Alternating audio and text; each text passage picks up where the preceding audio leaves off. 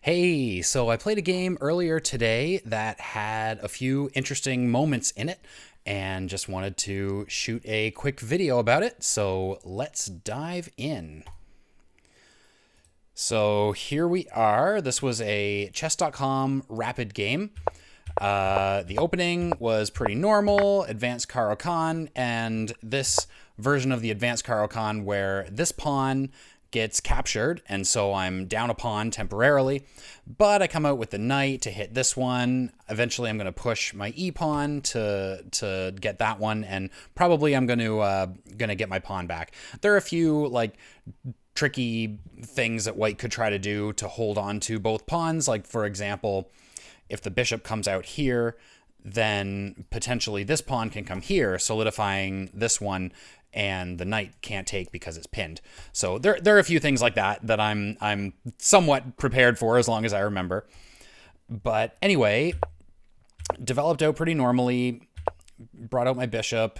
They brought out this bishop to cover that pawn as per the plan. Now I'm hitting their, I was going to say their C pawn. They have two C pawns, hitting this one. And we trade, and I take back. So I've gotten my pawn back. Things are good. I'm developed pretty well, and we continue on. So typical plans in this opening are to bring the knight here, and then either over here, adding another attacker to this pawn, or up here. And this move can make more sense, like if this bishop had ended up on this square instead, for example. So probably this knight is going to come here, but let's see. And we get castled. Now, already there's a little bit of trouble. I traded a bishop for a knight, so I'm facing the bishop pair, and both of those bishops are kind of bearing down on my king side, and the queen is over on this side of the board as well.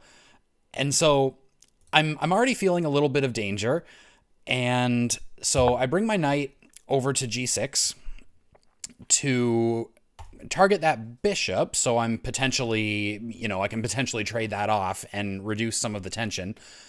And also just to be a defender around my king, it opens up this diagonal for my queen. But this is where things kind of start to go south. So first, white brings their queen to h5. And now the problem is this bishop cannot be captured with the knight. It's being defended by a tactic, essentially.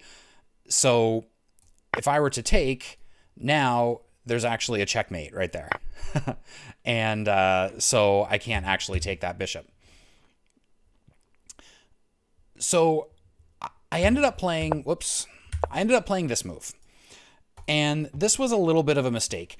I was pretty worried about the pressure on the king side, and I just wanted to bring more pieces over in order to defend, right?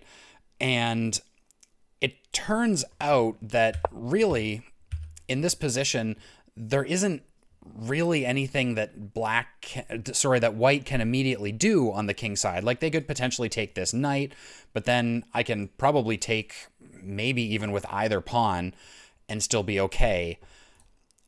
And, maybe if I push this pawn, then there are some tricks with sacking the bishop for a couple of pawns. But really, in this position, I think this is where one of the things that I can learn from this game is I sort of caved into the pressure. I felt like there was too much coming at me on the king side, and I didn't really realize that for the moment, it's okay. So the correct plan here, actually, would basically be to start playing on the king side, like sort of launch some kind of counterattack or counterplay over there. The immediate queen b6 is something that the engine likes. Now, it would have been hard for me to see this because the b4 response looks like, oh, no, sorry, this is the wrong line. I was going to say it looks like I lose the bishop. That actually comes a little bit later. The bishop, in this case, can just move down there, so I'm perfectly fine. There was actually, after this move, when white does this, then there's this queen b6 line and the pawn comes down. according to the engine, this is still perfectly fine. Like I can go here and capture, I think, and then there's some other tactics that happen here. But I certainly wouldn't have seen that in the game. But in any case, back in this position, the queen move would have been fine. And if I was worried about the b4 push, I could have actually started with a5 instead. And so now, later, let's say white does this. If the queen comes out, then b4 doesn't work because, of course, I just take. And then either with the bishop or the queen. I don't know which is better. But in any case, playing on the queen side was the right plan, but I didn't see it because I felt like there was too much pressure on the king side. Another move that works in this position, which I chatted with someone online about this position quite a bit earlier today, and it's a very interesting move, and I sort of didn't even really analyze it very much, is this interesting looking move f5. And this is actually the best move according to the engine right here. It's a little bit hard to see why. Basically, the plan is to try to relieve some of the tension on the king side. And playing f5 can do that.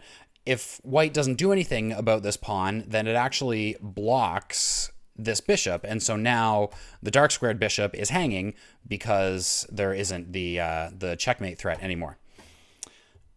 But the tricky thing for me is what happens if they capture en passant. And it turns out that black is fine. The engine line goes like, I grab the bishop, so now I'm kind of up a piece, and white captures here, but now I have this escape square for my king, and white can capture this pawn also, but then the king goes here, and I'm actually safe. This doesn't really feel safe, but material is actually equal. I have a bishop for 3 pawns, which probably at this point in the game, the bishop is better than the 3 pawns. And, you know, maybe there's something over here where white takes that pawn, but then I can capture this one. I mean, I need to be a little bit careful because this knight is hanging, but according to the engine, I'll just turn it on real quick here. According to the engine, actually black is better at this point. Maybe it's closer to equal here. Yeah, according to the engine, black is better. It feels kind of scary because my king is back in the center. There's a pawn and a queen kind of bearing down on me, but I'm probably going to win this pawn, and the king is safe. I'm up a piece. We play on from here. I did not see all of that. I did not see any of that. So way back here, instead, I brought my knight, which kind of messes up the position a little bit. Like it potentially gives me another defender on this knight so that I can recapture if that bishop comes in. But it kind of blocks this bishop from going down here. It kind of, I think I felt like this was maybe a threat, but it's kind of an empty threat because if I put the knight there, then takes, and now it's messed up my pawn structure. I have an isolated pawn like that. That really isn't a threat at all. In any case, white brought their knight, and this was an even bigger mistake by me. So it was the wrong idea. I was thinking that I wanted to open things up for my rook. Again, feeling the pressure on the king side, which I probably didn't need to feel so much pressure, and wanting to make my rook more useful.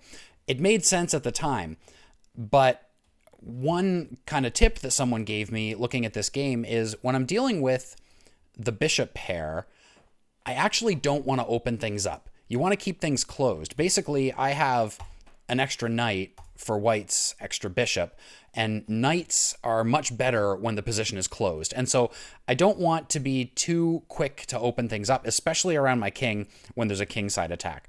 So in retrospect, this move is really not very smart. But at the time, it's what seemed like a good move. But yeah, this idea of when I'm playing against the bishop pair, don't try to open things up. I think that's an important lesson for me from this game. Once again, actually, it would have been the right idea would have been to bring the queen out, or maybe to prepare that with this a5 push. But okay, so I played that. White brought the knight, and then I pushed the pawn again. So instead of even like taking and opening up the rook, I pushed again, because now I was thinking like, okay, they didn't end up capturing, so I can pretend that I played f5 earlier and do the whole thing where I block in this bishop. But there's two problems with that. One is, as soon as I move my pawn off of this square, I weaken this pawn. And that's going to be a problem very soon. And the other issue is, this pawn is at least covering this square. And then as soon as the knight is able to jump to that square, I move that pawn, which weakens this g5 square entirely. And now it's the perfect storm. White comes into g5, which hits this weakened backwards e pawn that I created, and also threatens a fork. And also threatens, I guess, not actually checkmate, but it threatens the queen coming in on h7. So things are falling apart quite badly. And I think this is the most instructive part of the game for me, is understanding I don't want to open things up with these bishops coming in. There isn't actually a concrete threat right now on my king side, so I can kind of just leave it and try to counterattack over on the queen side. But so that's a good lesson, basically, is what I'm trying to say. That's the lesson that I think I'm learning from this game. In any case, the knight came in. Now I push here to... I don't even remember why. Like, obviously it's not going to chase the knight away. Like, the knight is going to go here. But I felt like maybe it was a good chance to do that move. I suppose once I deal with things over here, maybe I can take with the knight. I'm not quite sure what I was thinking, to be honest. But anyway, I move the queen out, and I finally capture that bishop. So, I'm down a bit of material, but actually it's just a pawn. That's interesting. Probably white should have taken that rook, and that's what I expected them to do. I wonder if they thought maybe they were getting a free bishop somehow. I think white miscalculated, and I got lucky because I did this. And not only that, actually, there's a tactic here which is quite nice. First of all, after taking the bishop, it's a fork, so it kind of forces white to bring the queen here and defend the bishop. I suppose bringing the queen here would have also worked. But there's a really nice tactic here, actually. So I can take this pawn with the knight, and then if white takes back, then I take here. And yeah, so I'm down a pawn, but I could have regained my material. Of course, I totally missed it. I feel like my board vision in this game wasn't as good as it has been before. It was a rapid game. It wasn't blitz, so that's not much of an excuse, but certainly it wasn't a classical game where I'm a lot more careful. In any case, so then, I mean, it's also one of those cases where, like, it's not the first mistake that kills you, it's the second one. Because then, all right, so this knight is hanging. I didn't see that tactic. And so I bring this knight over to defend. And I miss that there's another fork. So I don't know. I have no idea why I didn't see that. But in any case, I decided I would at least grab a pawn. We trade here. And yeah, so the other benefit is I'm attacking this pawn and also x-raying this one. White comes here to defend. And one more tactic that I completely missed. I could have taken that pawn. It looks like I can't because white can take here, but if white takes here, then that bishop loses its defender. And so once again, I could have won a pawn back, but I didn't. And that's fine. The rest of the game was not really noteworthy. I was a little bit scattered, I think, at this point. What's the eval right now? So you can't see the number, but it's like +3. So it's very much winning for white at this point. So I finally took that pawn, trying to do something against this one, but sort of kept missing potential attacks here. The problem is if I move my queen like out of the way, then this knight loses its defender. So I decided to trade that knight, missing this, which is going to lose that knight. And, things are just kind of going from bad to worse. They force a queen trade here. And really, like the rest of it is hardly worth looking at. I just got swarmed with the rooks. I just danced around trying to make it a little bit difficult for them. But ultimately, I lost everything and resigned. So, very interesting game, though. Definitely some things in the opening that I can learn from, especially these positions. The lessons that I mentioned earlier are pretty important. And also just watching for these tactics that can be hard to see sometimes.